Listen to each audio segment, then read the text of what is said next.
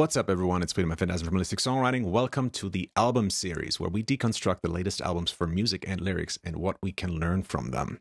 With me today is Clifford Stummy, aka the Pop Song Professor, and today our subject of interest is Blue Lips by TOVE. This is the third album of the Swedish singer, and it was released on November 17, 2017. The singles from the album so far have been Disco Tits and Cycles. All right, I think we could maybe start with just the overall thoughts on the album. Like, did you like it? What were your favorite tracks? So, Cliff, what were your thoughts on the album, and could you pick some favorite tracks off of it?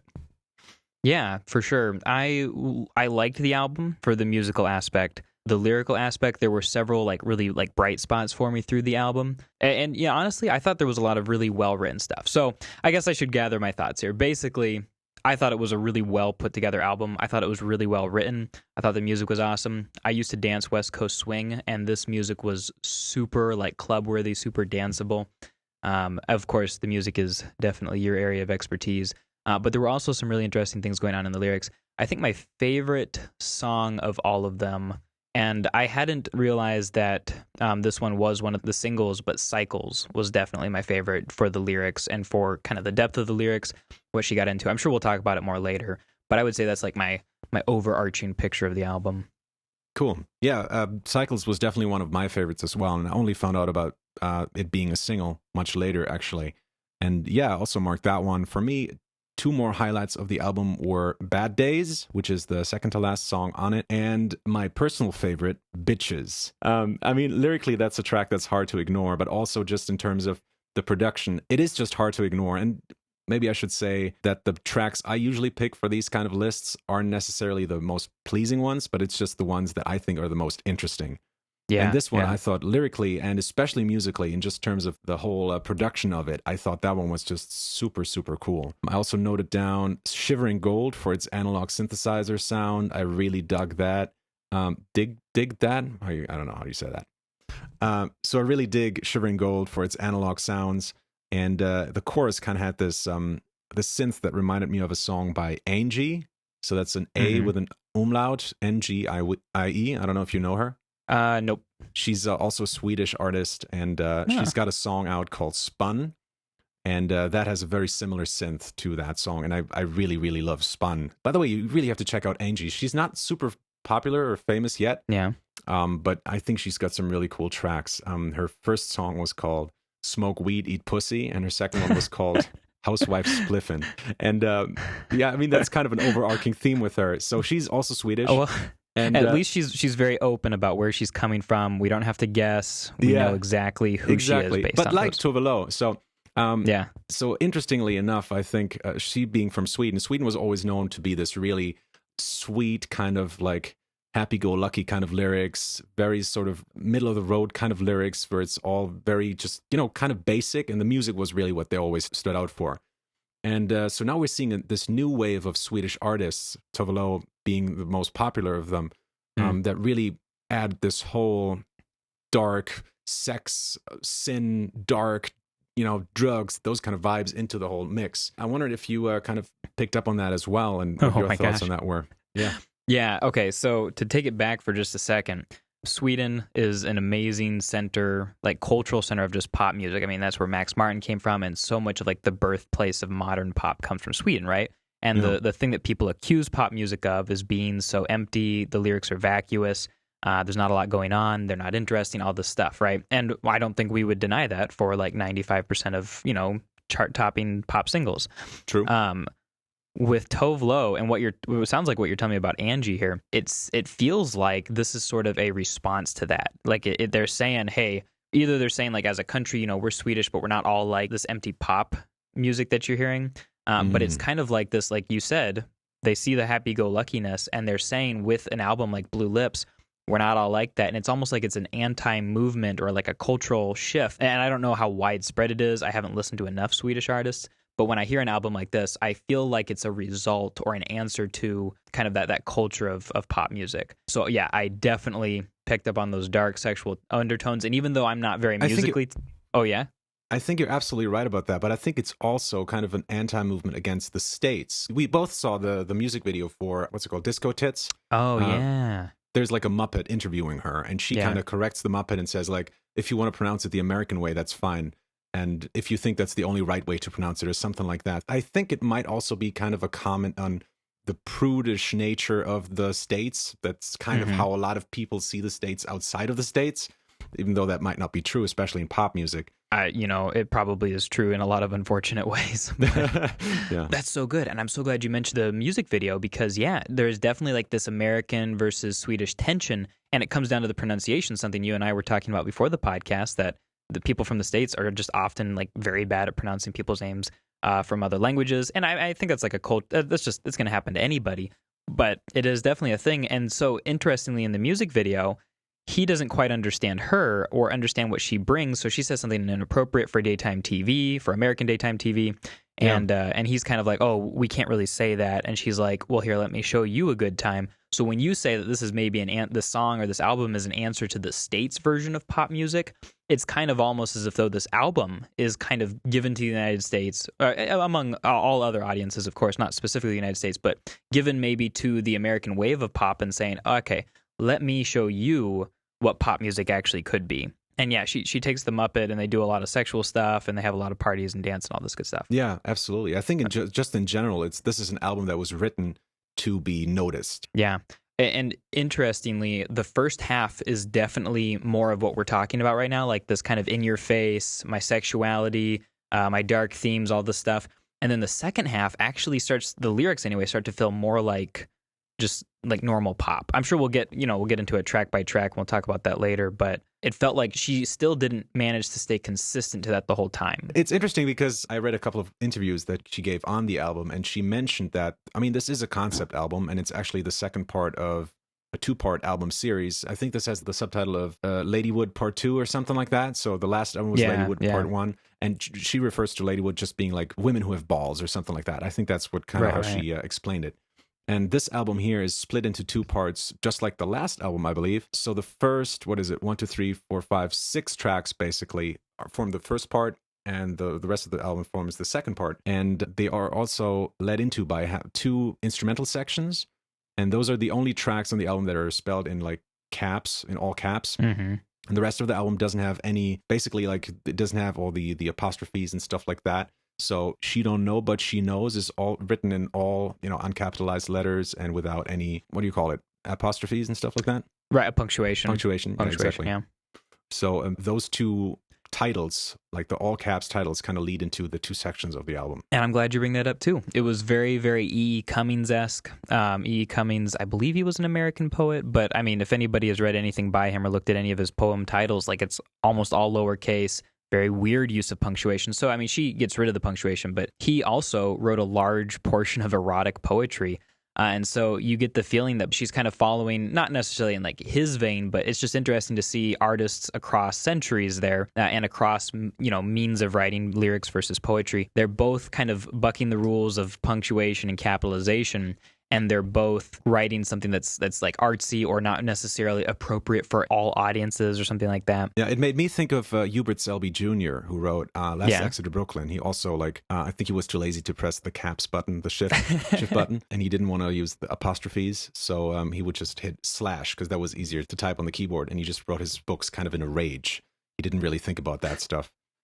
So I think it's very true. I think it's got that kind of just wrote it down, like it came from an emotion. She didn't think too much about it. It has those kind of vibes to me. When you see a title like She Don't Know But She Knows without any spaces in between or anything like that, it feels to me like that was just she didn't even care. That it had that sort of attitude to it, I think. It makes it feel raw. Yeah, exactly. It's not dressed up at all.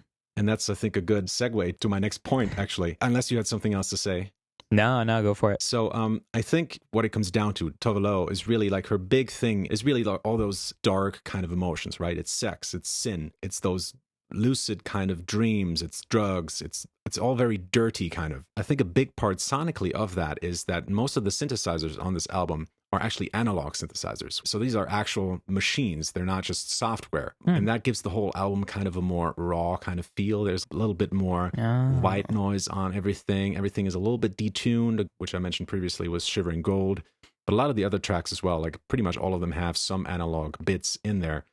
It's, a lot of those 80s kind of sounds. So I found that really interesting that was such a dominant sound on the album. And it fits so well, I think, with the rest of her image. Yeah, and I'm also super impressed that you can tell the difference between an analog and a digital synthesizer.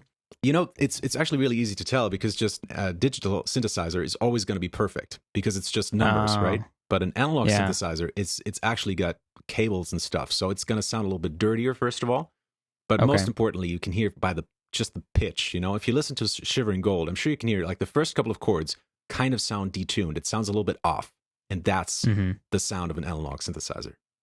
Well, and I like how you describe it as dirty because I think that both in what she's intending this as and her subject material, I think the album is supposed it's intentionally very dirty, and it sounds like it's that way both musically and lyrically. Yeah.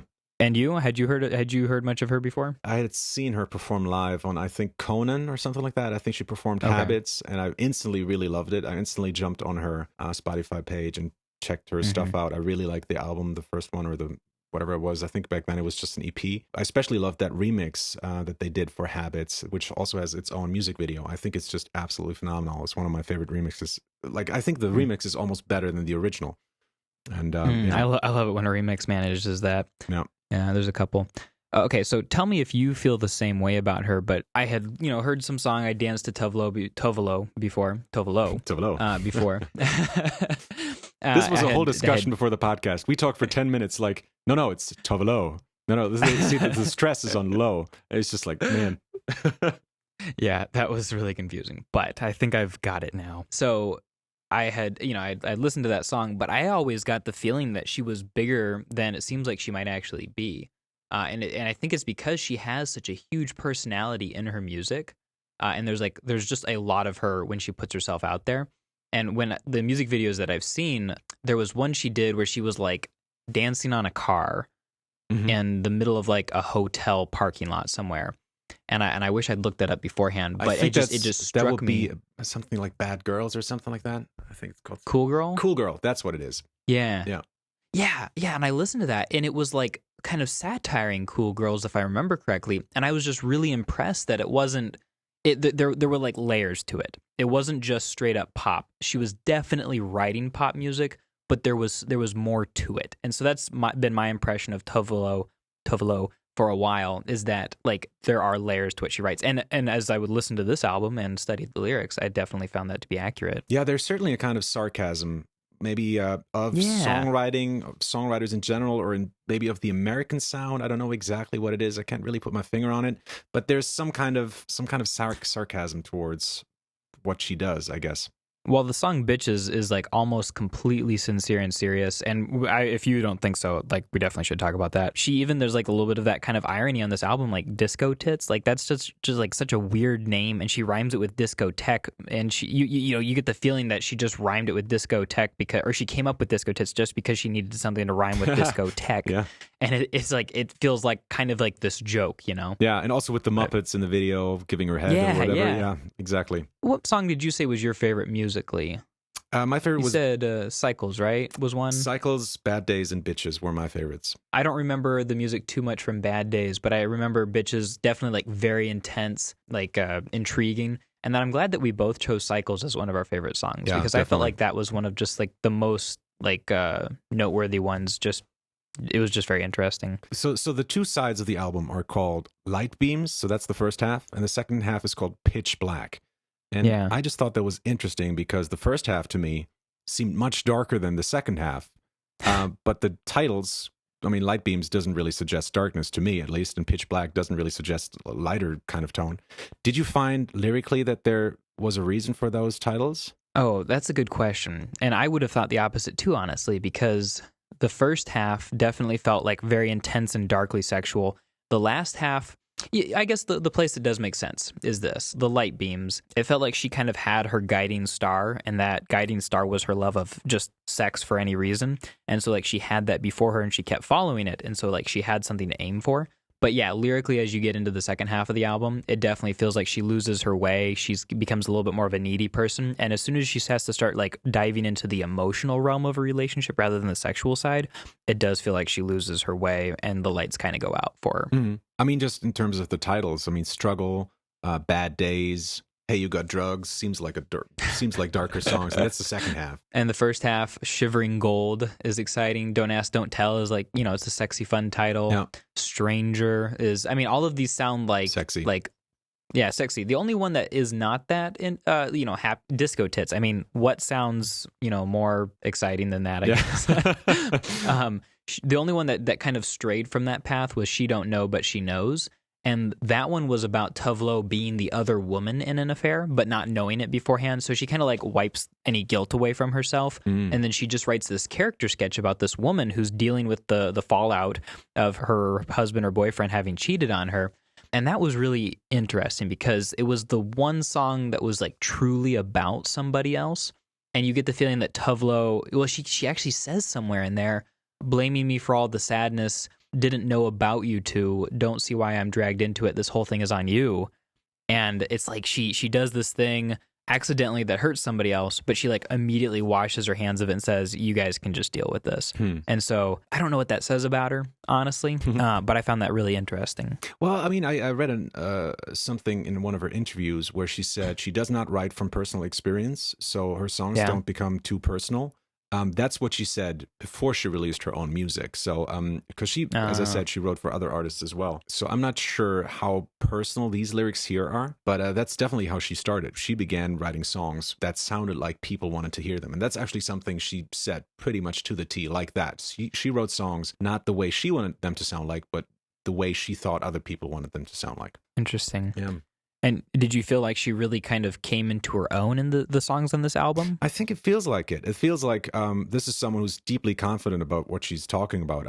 Titles like Disco Tits and the lyrics to Bitches scream confidence to me. It doesn't sound like someone who's writing something just for the sake of writing some lyrics. It feels definitely more personal to me. Even whether these stories that she tells in these songs are true or not, but it's maybe just a way of expressing her dark side or whatever, Yeah, and I like that you say confidence. Another word that I think goes along with that describes this is intentionality. And ladywood, by the way, like the way she uses that word, ladywood. So I guess confidence is probably a big theme on this. Sorry, I didn't want to interrupt. Oh, no, that's a good point too. It really feels like it's kind of her, asserting her confidence, her intentionality, her, I guess, dominance, like on the song Bitches anyway. No, it definitely felt like she was kind of doing her own thing, becoming her own person. I guess I haven't listened to enough of her previous stuff to know whether she had not been her own person before, but she was asserting it this time. Yeah, definitely. I feel like, and my girlfriend loves Tove, so she listened to a lot of her stuff. And so I got to listen to it a little bit. What I remember from the last album was that it was definitely a little bit more depressed than this one. That's what it feels like to me. I might be wrong. Maybe it was the album before that, actually. But I remember a lot of her melodies revolving around the flat third and stuff like that. So it was kind of just a sadder album than this one. This one here is dark. It's very, very dark. I wouldn't call it necessarily sad. I would just call it dark as in sin, as in sexy, that kind of thing. I think the chords really speak to that as well. Especially if you look at the first half, which is almost all exclusively minor songs. Yeah, I think it is. So the first half is all minor songs. The second half has 1, 2, 3, 4 major songs. So the second half is definitely the happier one, just in terms of music. And what I found really interesting was, go ahead. What did you want to say? Oh my gosh. That's so weird because if the first half is sad songs, but it's light beams, and then the second half, it really feels like the lyrics and the music kind of trade places there. Yeah. Okay. Sorry. Yeah, it's very weird. But so what I found interesting is that a lot of pop musicians these days, they use the same 4 chords, right? It's the 1, the 6, the 4, and the 5. Those are like the 4 chords that every pop song out there uses. For the Sia episode, which has come out by the point that we're going to be releasing this podcast here, you will see that her favorite chords are just those chords, the 1, 6, 4, and 5. And pretty much all of pop is just those 4 chords. Well, Tove Lo, and I think this is probably the most interesting thing about her musically, is she doesn't really use those chords together that much. And if she does, it's never in that typical like 1 chord per measure kind of thing. But typically she like changes up the rhythm somehow so it doesn't sound so standard. So it doesn't sound like something we're already used to. And she really loves her minor chords as well. Like especially, Disco Tits is written in Dorian, and it's the chord progression is 2, 3, 6, 6. So only minor chords. She Don't Know But She Knows is 2, 3. So again, in Dorian, it's also those minor chords. And the 3 especially is a very, very dark minor chord. That's the darkest minor chord we got. So again, a very kind of dark sound. The 3 is a chord that we don't hear in pop music all that often. I mean, it's still a popular chord, but it's definitely less popular than the 6. In Shivering Gold, we got the chord progression is 6, 5, 2. So we got a major chord in there, but still the most important chords are the 6 and the 2. So again, 2 minor chords. Don't Ask, Don't Tell is 6, 2, 5, 1, 5 with a 3 in the bass, I think, something like that. So there's some major in there, definitely. That's definitely a big part of it. But then I think chorus goes 4, so, or maybe it's actually a 5 in major. So sorry, it's 4, 7 diminished, 5, 5. So there's a 7 diminished in there, which is a chord that we don't hear in pop music at all, almost. You know, we talked about this on another podcast with 12 tone with Corey. You know, the diminished chord is just a chord that really never pops up in pop music. Then Stranger, again, 6, 1, 2, 4. So again, we got a 6 and a 2 in there. Structure is really interesting, but that's something we can talk about later.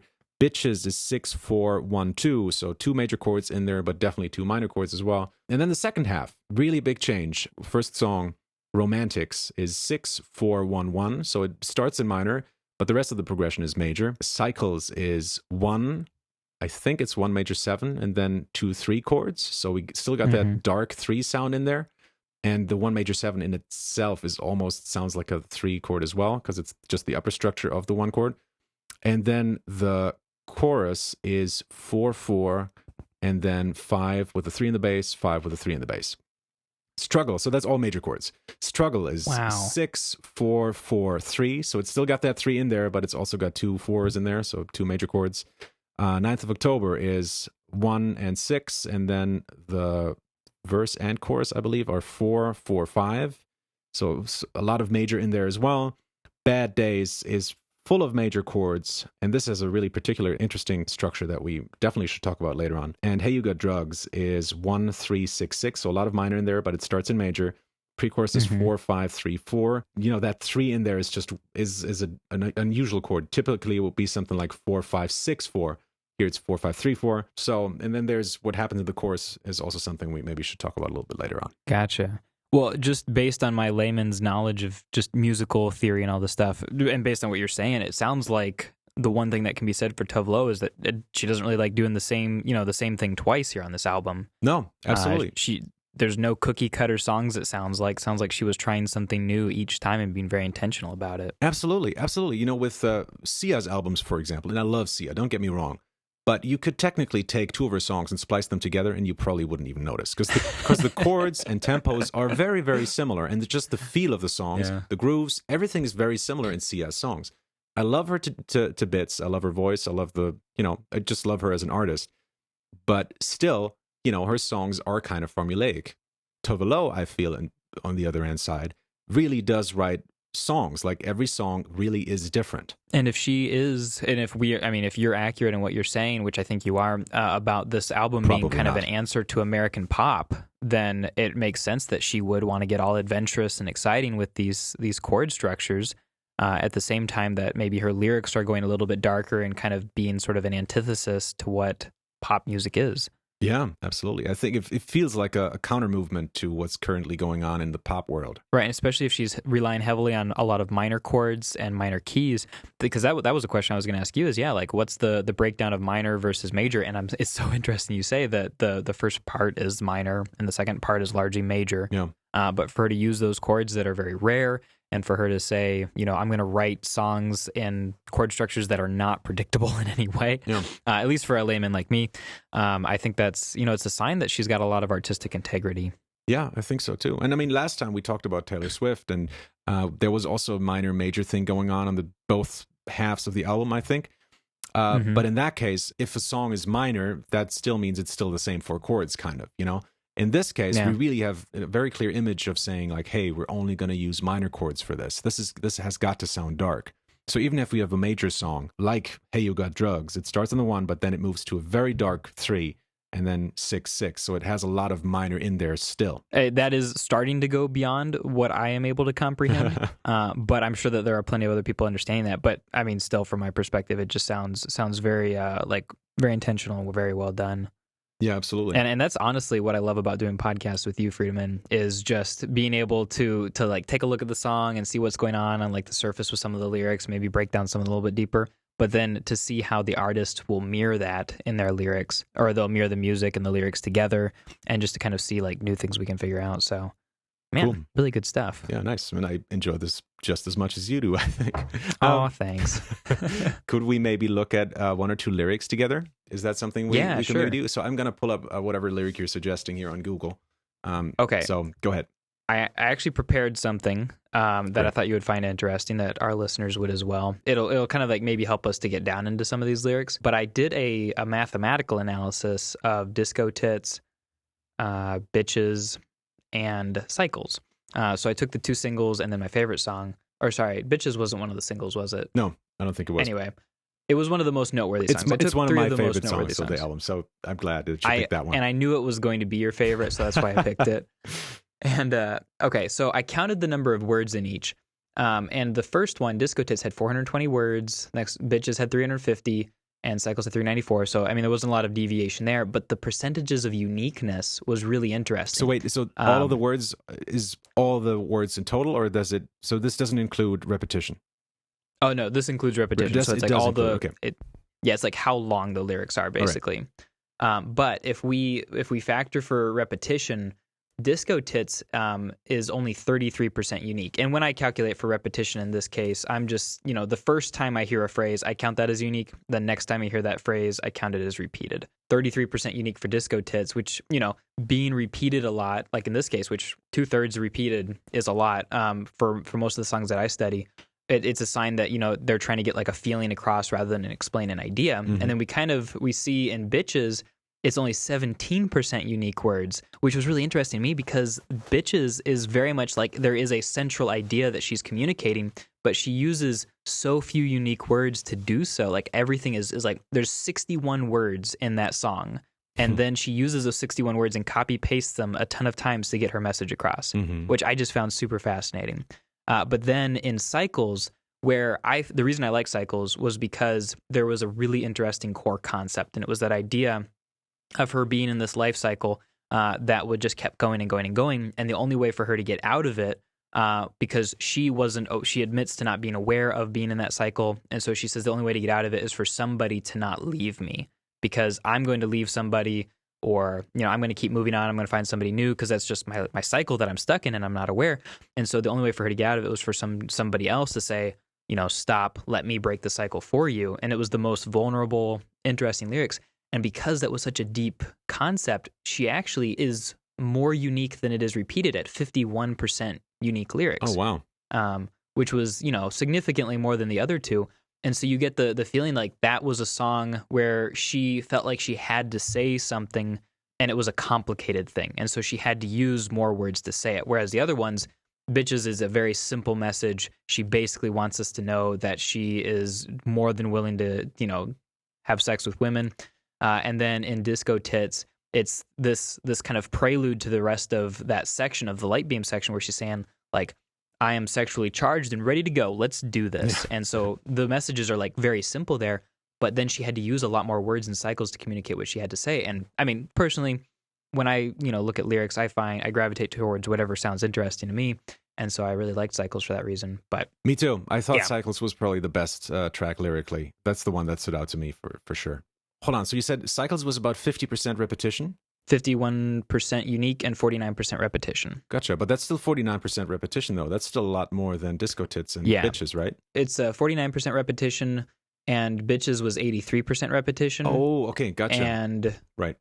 Disco Tits was 67%. Yeah, I'm sorry. I kept reporting about the opposite sides of it. Cycles is far more unique than the other ones. Gotcha. Yeah, I think songs like that tend to be like that when you have a lot of text. Those are typically the songs that have the most to say, that have the deepest story, typically. Because, I mean, I'm like that too. If I write a song, if I have a really good subject for a song, I'll typically pick a medium in which I can say just a lot of lyrics, basically. So for me, that's like writing a folk song or a rap song, or if I write a pop song, I'm going to make sure that I have a lot of long lines within the verses, so I get a lot of chances to say something. Whereas with those emotional songs, typically what works best is shorter phrases, because those just sound better in terms of the music. And also, there's not so much content I'm trying to shove down the throats of my listeners. And it's just easier to swallow, literally, in that way. Those lyrics, if you just have like, 3 or 4 lines that kind of keep repeating in different iterations, kind of. Yeah, and I'm glad that you mentioned the pop music aspect of it, because I think that, TOVE Lo, what she proves in like the amount of uniqueness in these 3 songs, even though Cycles is 51% unique, she still proves that she's very much a pop artist. I think the types of songs that I usually are my favorites range from like 60 to 85% unique. But for her to still be like down at 51%, even with one of her most unique songs, just goes to show that like she's still writing that pop music. Even if she has like a complicated idea in Cycles, like you said, she still has to like break it down into something that is easy to swallow. And like we've talked about before, the place that usually happens is the chorus. Yeah. Bitches was a good example of that, because she basically just kept using the word bitches over and over again, which reiterates the idea that she's calling these other women bitches, which is, has a message she's trying to get across, that she is kind of a dominant personality, that she's tougher than them, and she's kind of taking on a traditionally masculine role in that. And so what does she say? Bitches, I don't trust them, but they give me what I want for the night. Bitches, I don't trust them, but I tell them and they do what I like. Why? Okay, when you hear those lyrics, I mean, is there any other artist that comes to your mind? Well, other than Angie, probably not. No, I mean, there's like there's a lot of like artists in hip hop that I think would sing something like that. Pop music. Yes, exactly. Yeah, and they're all male artists. Yeah, most of them. Yeah, I guess you're right that there are a few female artists. Probably I could see Nicki like Minaj Beyonce or Nicki similar. Minaj, sing something like this. But she takes on such an aggressive role that I feel like lyrically in this case she mixes some influences from what sounds like hip hop or something you hear in a rap song with just like the catchiness of a pop chorus. So I just thought that was interesting. Yeah, definitely. It almost feels like bitches kind of is like the line that or the word that keeps it all together. Yeah, it's like the thing that the whole thing turns on. It all cycles around that. Yeah, it's there's no question what the title of that song is when you hear it, which I think is a really good trait of a pop song usually. This is something I find really strong about this album as well. I mean, if you want to study in great album titles or song titles, all of these songs, especially in the first half, the second half, maybe not so much, but the first half especially, just all of the titles are just really strong because, first of all, they're unique. I mean, Shivering Gold isn't a title I've heard before, I think. Secondly, they all have a strong emotional implication. They kind of make you think of something immediately, and you just like your mind just starts going, and you have all these visuals of memories and stuff like that. And it all ties together with her image. It all feels very much to come from that same realm of darkness and sexiness and stuff like that. So I think that's a really, really great song title, especially because, when I'm coaching beginner songwriter or songwriters or even advanced kind of songwriters, a lot of the titles that I get are songs that are called Fade Away or Slowly, Falling Asleep or something like that. It's titles like that that are just really kind of generic, and I'm sure they didn't mean to hook you. Yeah, they're just not really interesting. I've heard those titles for way too many times, and actually a couple of weeks ago I was given a workshop, and it said like those are kind of the titles to avoid. And there were a couple of bands there, and they were just like sort of shyly looking at each other, and I was like, did you write a song like that? And they were like, yes, we did. Like all of the titles that you just mentioned, we have songs that are called that. Oh my gosh. Yeah. So this is a serious problem. So I think it's always good to look at those kind of albums. And I think a lot of these tracks start as song titles. I don't really think they start with just a lyric and then they pick a line from that. I think they start oftentimes just with the title because they need a good word to use. You said disco tits maybe come from the rhyme of discotheque. That's also very possible. Yeah. Maybe TOVE Lo had this idea of like rhyming something with discotheque, and then that word came up, and she was like, "Oh yeah, you know what? That should be the word that this whole song revolves around." Yeah. And so she made that the tagline, the word in the song. Yeah, that's really interesting. Yeah, I'm so glad you brought that up. The one title that sticks out to me, and based on what you just said, is Shivering Gold, which is a metaphor for female orgasm. I think that's a very clever way to describe that. It's a very clever metaphor, I think. And it goes along with exactly what you said, that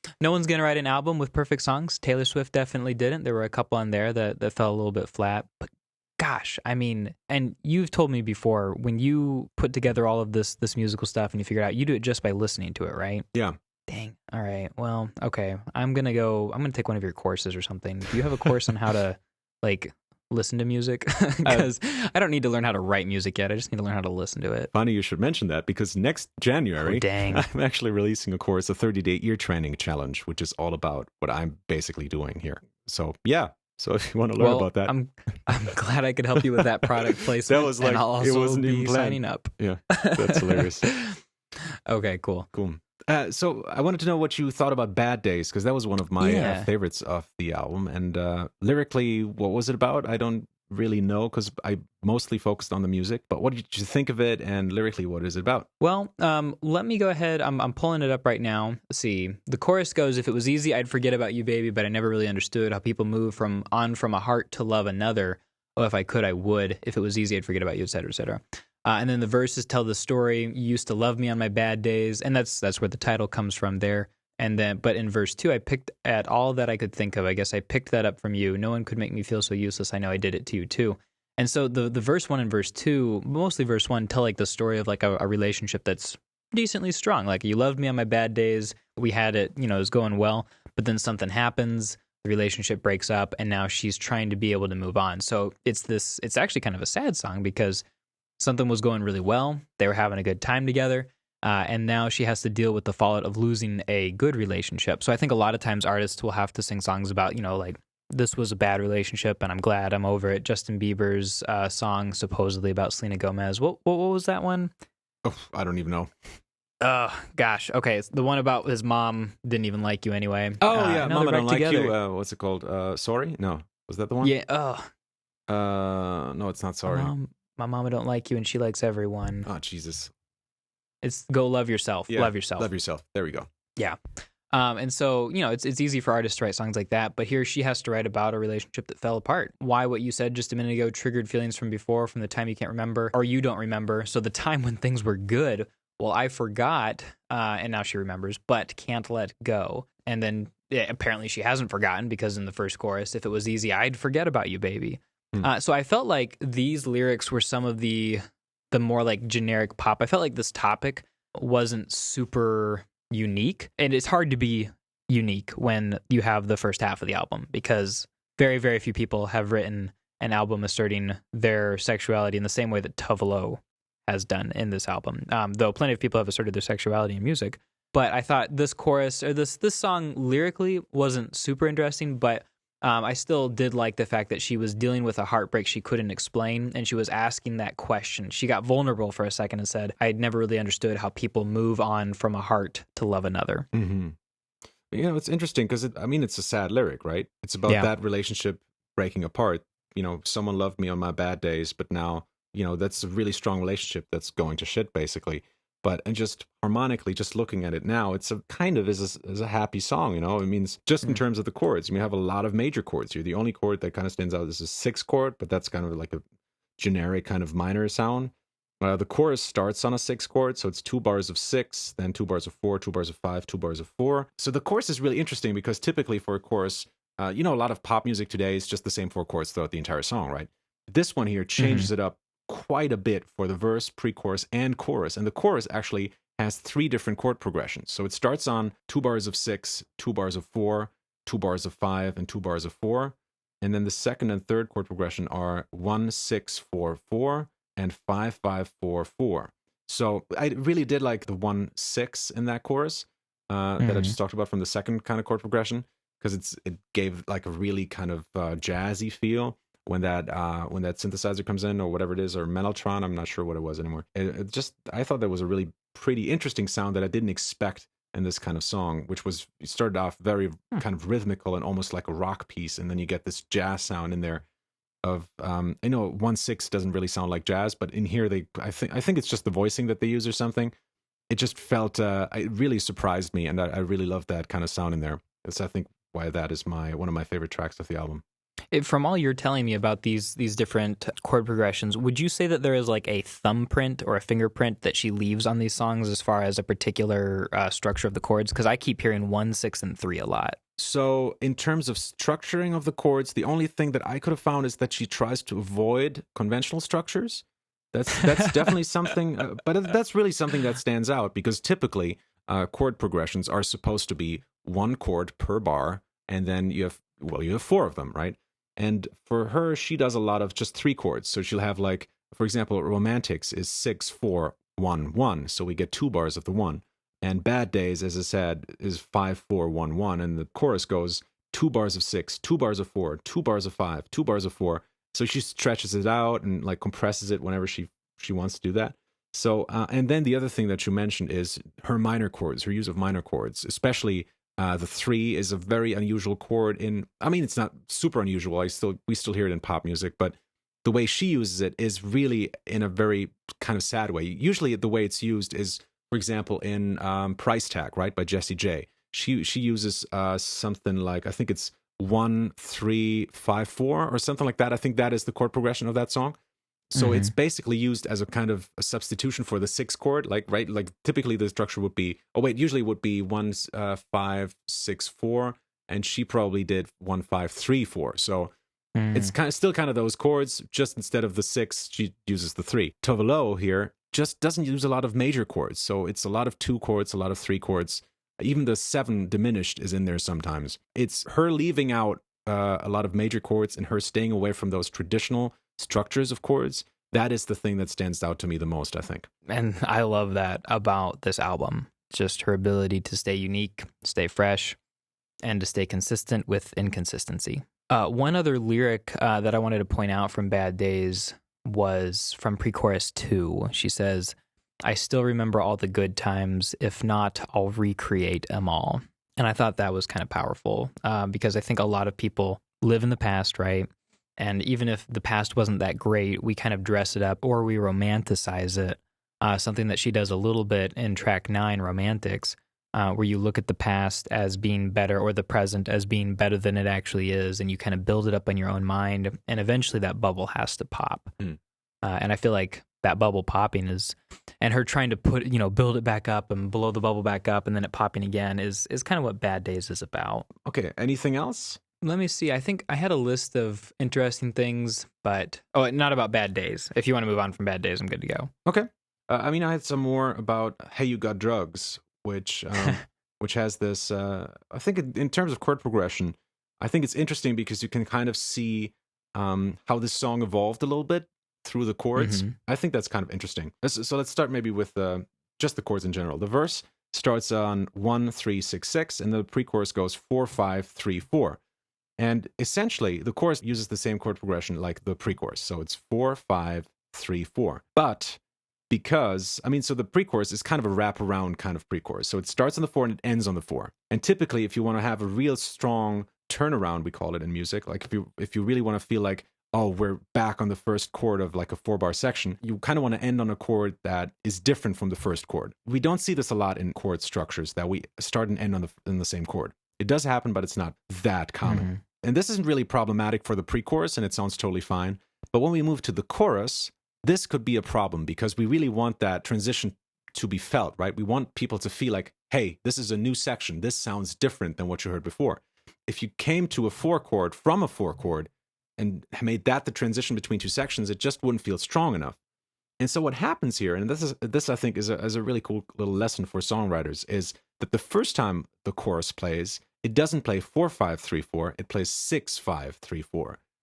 And so the 4 and the 6 have 2 notes in common, so it's not too much of a stretch. It's almost the same chord, but it's a sad chord instead of a happy chord, and that makes the chorus pop a little bit more. It just brings it to the forefront a little bit more. Helps that transition, makes it stand out. Wow, okay. Yeah, exactly. You can really kind of tell like how this song was written, that the pre-chorus and chorus had just the same kind of progression, but then they noticed like, oh wow, if we do this, just the chorus really doesn't pop anymore. So what can we do? Well, use a 6 chord instead. And because it was so similar, but it had like that sad accent to it rather than the happy accent, it still makes sense musically. But I mean, interestingly enough, I mean, she could have returned to the 6 in the second run around, in the second repetition of the chorus, but she then goes back to the 4, which she previously struck in the pre-chorus. So she wanted to write the 4-5-3-4, but clearly it didn't really work in terms of songwriting. So she probably had to pick that 6th chord. Interesting. Very, very interesting. Wow. Cool.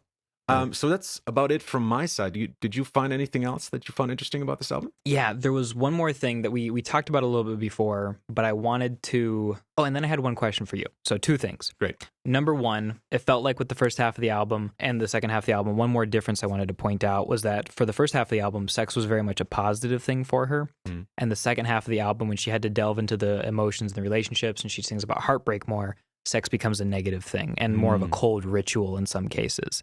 And so if you are out there, people listening to this podcast, listening to Tovelo's new album, then pay a special attention to the point around the midway part where sex all of a sudden becomes something different. I think that the role of sex in this album, obviously, like it's basically what almost this entire album is about, but the role cannot be underestimated. And the way that she views it, the way that she is powerful and in control when she focuses on just sex in the first half, compared to how sex is something she just goes along with or she just suffers through, particularly in a song like Struggle, where I think she's basically just doing sex because she has to, because she's in this relationship with this guy, compared to Disco Tits, where she's like, I'm ready to have sex however I want, and then on into Bitches, where she's even more like that. It's really interesting to see how that transitions, how that changes over the course of the album. And it tells the story of this person who was powerful and in control, did what she wanted to do. And now all of a sudden, when she has to deal with something that's a little bit more emotional, relational, or people hurt her, you can see her vulnerability show through. You know what I just noticed when you said that is that the second half, I mean, it appears to be this depressed half of this album for her, right? It's the pitch black half of the album. And as you said, lyrically, it's much less confident than the first half, where she's really sexually kind of active and free. And in terms of the songwriting, as I said, like just in terms of the chords, the first half is definitely more, it feels like this is her sound. This is something that just fits her like a glove. It feels like this is very confidently her in terms of the songwriting. Whereas the second half, I mean, it's still her. It's still a little bit unusual, but we see a lot more major chords in there. We see a lot more stuff that we're kind of used to. It's used in a particular way, but it feels less confident in her abilities than the first half, I think. Interesting. Yeah, I don't know how to figure out who gets like first writer's credit on a song, but I do know that Hey You Got Drugs was actually, I think, written with somebody else, and she relied heavily on somebody for that one. I was reading about it. And so maybe that was the case with some of those later songs. Maybe that second half of the album, maybe she took more of a backseat in writing it and let other people help her more. Could be. Oh. We'll never know, I guess. Well, maybe she'll come on the podcast sometime. Yeah, perfect. We'll see. Great. If we can score that, that'd be awesome. But my question for you, and the last thing that I am curious about or have to say, is that the songs were on average about 3 minutes and 35 seconds long. Yeah. For you as a songwriter, where do your songs usually end up lengthwise? And what does it tell you about a song if it ends up being shorter versus longer? I feel like Tovelo is right in the middle here with 3:35, but I felt like there were also a lot of kind of like, it felt like they were shorter than most albums. Usually an album will have like several songs that go into the 4 or 5 minute range, but she was like very consistently kept them all under 4 minutes. Does that signify anything to you, or am I just grasping at straws? I don't know. I mean, for me personally, I write very short songs. I like songs that are short and punchy, short and sweet. I mean, one of the songs I'm writing on right now is just 2 minutes and 43 seconds. So that's very, very short. Like under 3 minutes is considered a very short song. It just seems like she has this, I mean, what a lot of pop artists are doing at the moment is they're just writing singles, right? So they're not even interested anymore in writing anything else. And since she's also written for other artists, like Sia, Sia only for her, what's that album called? This Is Acting, is an album that consists only of singles, that has very little kind of personal titles, right? And so all of those songs are just like the 3.5 minute mark, at the 3.5 minute mark. Whereas maybe with Tovelo, it's the same, because maybe she wrote for other artists. She's kind of used to that format. Because I don't know if you know this, but for songwriters, it really doesn't make much sense to write album tracks anymore, right? We kind of only can write, the only thing we really can write that can make us a living is singles. Because even Right, if you right. if you score a song on a huge album, on something like Beyonce or something like that, chances are you probably can't live off of that. So Mm. you need those singles, and it's got to be a worldwide single if possible. Otherwise, it's really difficult to make a living in this industry. So it could be that just from her work as a songwriter before she got famous herself, this is just something that kind of, became part of her sound. Maybe that's the reason, but I can't really tell you. And It's just a guess. okay. Yeah, it was just something interesting I noticed. And I'm sure that it probably does come largely because she writes for pop so much and it seems to be a very like average length. Yeah, 3.5 minutes is like considered the perfect length for a pop song. Definitely. Oh, okay. And I get a lot of students who write longer songs. Typically, the average length of a song that I get from a student is between 4 and 6 minutes, I would say. So they're definitely a lot longer than what you would typically hear on the radio. It's definitely something to strive towards. It's if you can cut out all the stuff that isn't strictly necessary to your song from your songs, then definitely you got a better shot at getting heard. Well, speaking from the poetry and the academic essay writing point of view that I come from with my full-time job, I know that the general rule is on your first draft, as you revise it, you should aim to make it 10% shorter when you revise it. So it's just kind of this assumption that we all put in crap that's not necessary and we need to get rid of it. And so... I don't know. I mean, I've really noticed that there's two different approaches to this. I mean, there's some writers who start with very, very little and they slowly build it up. And there's people who start with a lot and then just cut it down. And there's really both sides of it. In the industry, you find both. And then there's people who could just like write exactly what it needs to be. And they just know from the start kind of what it needs to be. And I would say almost I fall into the third category. I don't want to brag, but this is just, I've done this for so long that I just kind of know how long this section needs to be before it needs to change. And very rarely do I write a song now that is above 4.5 minutes. It's just naturally, I just kind of write the right length that it has to be a pop song. Yeah. Your practice with it, you know how it feels, you know what the right length for a song feels like, and how far an idea will go. Yeah.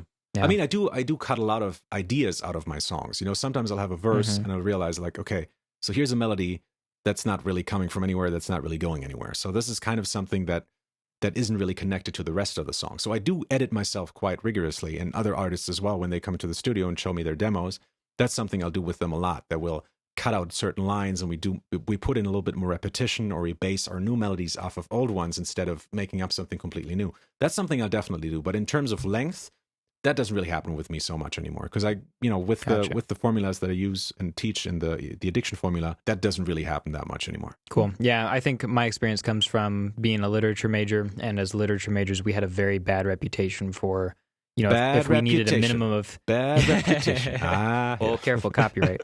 But exactly. But yeah, we just had a reputation. If we needed 10 pages, we'd write 15 or 20 or something like that. Something stupid. Yeah.